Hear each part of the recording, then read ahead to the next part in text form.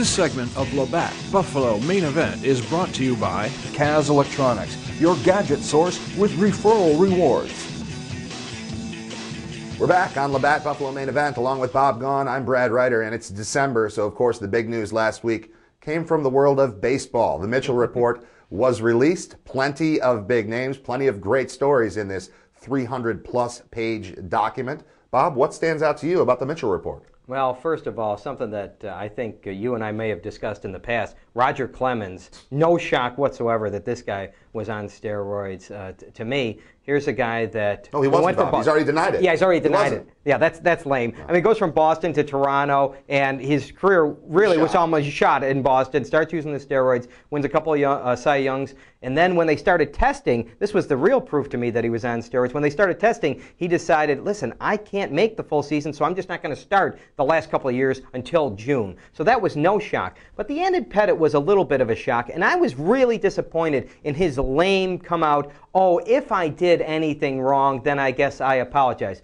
Okay, Andy, if it wasn't anything wrong, why didn't you go to a doctor for the HGH? Oh, I guess you couldn't go to a doctor. You know, you only used it a couple of times. I don't buy it. I don't buy it that you weren't trying to get a competitive advantage by using it. So those were the two biggest names to come out of it, and I'm not impressed with how either one of them have handled the situation so far. My favorite thing about those two names coming out, amongst others, is that pitchers are an issue. I think for a long time, you hear steroids, you picture home runs. You think back to the home run chase and that revitalizing baseball and all that, and steroids and power hitting have been given a ton of credit for revitalizing baseball. The whole time, I'm thinking, well, if the hitters are using it, right, I'm pretty sure the pitchers are doing it too. And Clemens, as you mentioned, a perfect example. You look at him. How did this guy get better after bottoming out back with Boston? How about Eric something Gagne? Like that? Where did Eric Gagne come from? A AAA pitcher all of a sudden adds like 5 miles an hour on his fastball and becomes the best closer in baseball. Right. Geez, I wonder how that happened. Yeah, suddenly your changeup is incredibly effective because you can throw smoke that you didn't used to be able to throw. Of course, the pitchers have been involved in this whole thing the whole time as well. I don't want to just recite the whole era. Cheating, you're not trying, but to level the playing field, if you're a pitcher and you're going against juice, you better be on juice. It's the whole era is, I don't want to say under question, it's filthy. It's not even question. Yeah, well, when the best pitcher of the era, Roger Clemens, and the best hitter of the era, Barry Bonds, are both on steroids, then I guess the whole era has got to come into question. I know there are a lot of people criticizing the Mitchell Report saying, well, it's not a complete list. Yeah, I'm sure it's not a complete list. They didn't have great information on Sammy Sosa, who I think was on it. And there are other people, but the people that were on the list, for the most part, there were a couple of names I wish he would have taken off. David Justice, Brian Roberts. I think you hurt your credibility when you give total hearsay information. This guy said that he might have used it 1 or 2 times. If they would have just left those two guys and a couple of names like that where they had that evidence and just stuck to the evidence they had with guys like Clemens, guys like Gagne, guys like Pettitte, I would have liked the report a little bit more. I heard an interview with David Justice that made me think,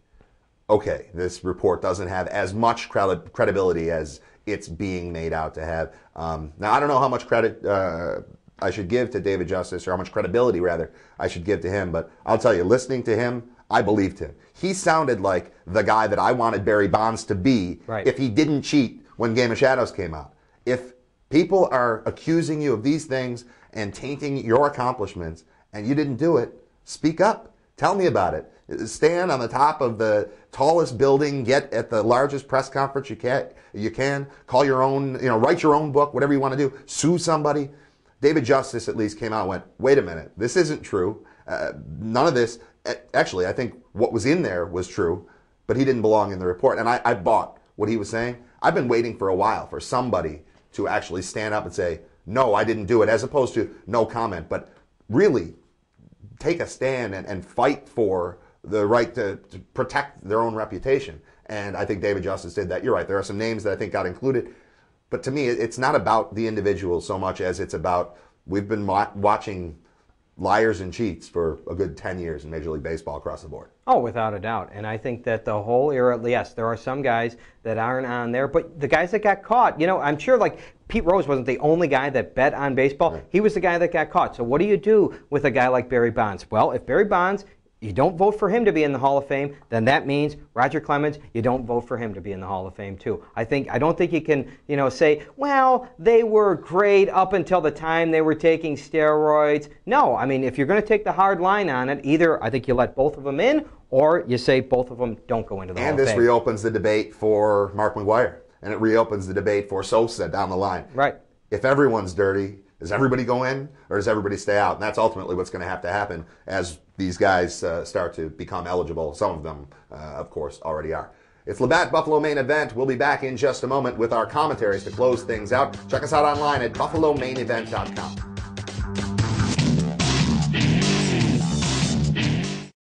It's so normal to feel this overwhelming pressure to just have to do it all. We understand what that's like.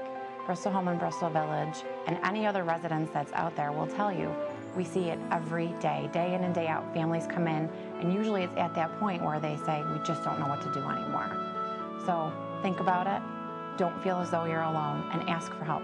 Early intervention is key. Planning ahead is key. Bristol Home and Bristol Village, assisted living where family matters. It's time to decide to improve your life, your future, and your family's future.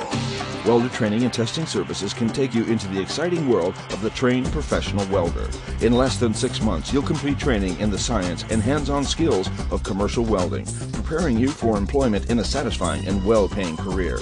It's your future, so call 716-831-1404 or visit us at QISI.com. Take the first step to a new and exciting life. Welder Training and Testing Services.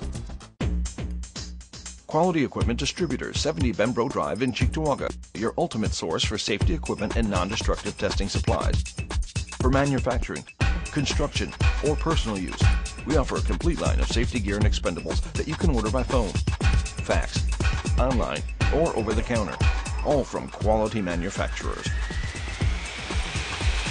For your safety equipment or testing supply needs, think quality, think QED, 681-7703. I'm not hard to live with. I'm a joy to live with. I walk. I ride my bike. I take public transportation. Last season on Living with Ed, we pretty much stayed at home. This season, we're going out to the homes of many of my friends. How do you heat your pool? A pool? All new season of Living with Ed. Mondays at 10:30 on HGTV. Upgrade to an all the best package and save hundreds.